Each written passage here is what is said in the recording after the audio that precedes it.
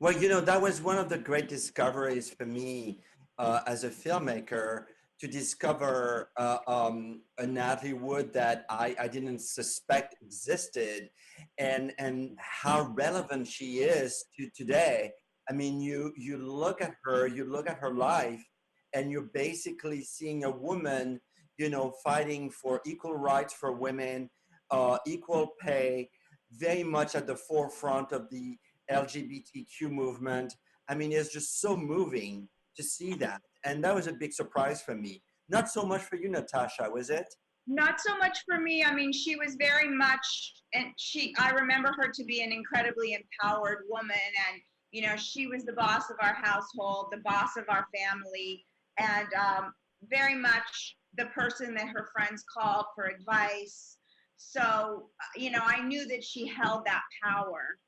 But I'm so happy that we get to share her empowered self with the world. Well, what I know what happened, and it's in the documentary. I mean, we deal with it there. So I'd rather people watch the documentary and you know see it there.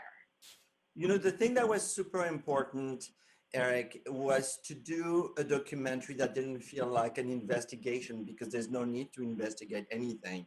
This was Yeah. really a story of family, a story of loss, and a story of triumph over loss. And how do you nurture the image of someone who is gone and focus on a life well lived as opposed to a tragic end? So yes, we do talk about it because it's part of the journey, which is Natasha's own point of view, and her journey is talking about the loss. But I think it's talked about in a way that is hopefully empowering and relatable for people. We all experience loss, especially during those very difficult times we're going through right now. And I think there's something very, very comforting about listening to a tragedy like this and seeing how a family sticks together and holds it together in the face of something as tragic as losing their own mother.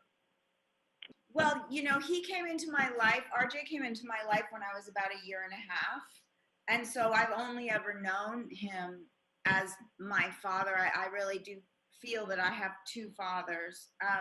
And RJ has he's been, he just loved me from the minute he saw me, and I just loved him from the minute I met him. And he's been an incredible source of comfort and protection for me. And I really wanted him to be able to have the space to talk about that night and share his experience of that night. I wanted to give that to him.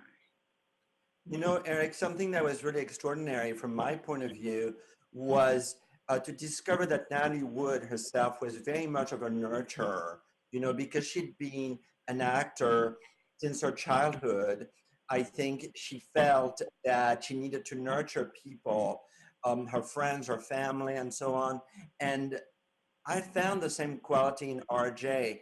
I met with him before I started filming, and he was just so kind and generous and courageous that it really empowered me to go places with him, with Natasha, that were extremely emotional. And he allowed us in, and that was difficult, but at the same time it was very powerful, and I hope that comes through. Well, for me, I hope that people see her, like you said in the beginning, as an empowered, courageous woman who worked really hard on her insides and was a self-reflective person who loved her family and her husband and had a short but incredibly vibrant and beautiful life. And for me, I would say that the hardest thing in Hollywood or in any sort of artistic endeavor is to stay relevant to your times. And Natalie would constantly change herself. She challenged herself.